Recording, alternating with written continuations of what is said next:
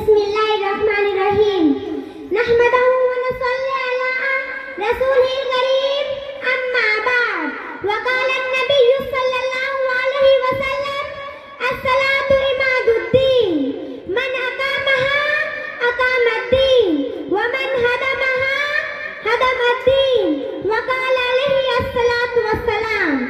आदरणीय महोदय, या सभा का सभामुखज्यो, निर्णायक मंडळ, श्रद्धेय गुरुवर्ग बाहिर पाल्नु भएका अतिथिगणहरू एवं मेरा प्यारा साथीभाइ तथा दिदीबहिनीहरू, अस्सलामु अलैकुम वरहमतुल्लाहि वबरकातुह।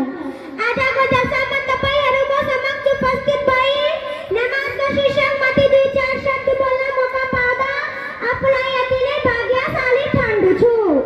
आदरणीय महोदय, मक्कामा मेराजको राति मुसलमानहरूका लागि प्रत्येक दिन 5 चोटि फजर, जोहर, मग्रिब, इशाको नमाज पढ्नु अनिवार्य भयो।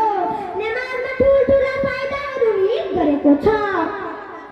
आदरणीय सज्जनवृन्द, नमाजले मानिसलाई लजहिन तर दुष्कर्मबाट अलग राख्दछ। नमाज पढेबाट मानिसको आत्मा प्रज्वलित हुन्छ। नमाजबाट अल्लाह खुसी हुन्छ, जसले मानिसको पापहरूलाई समाप्त गर्दछ र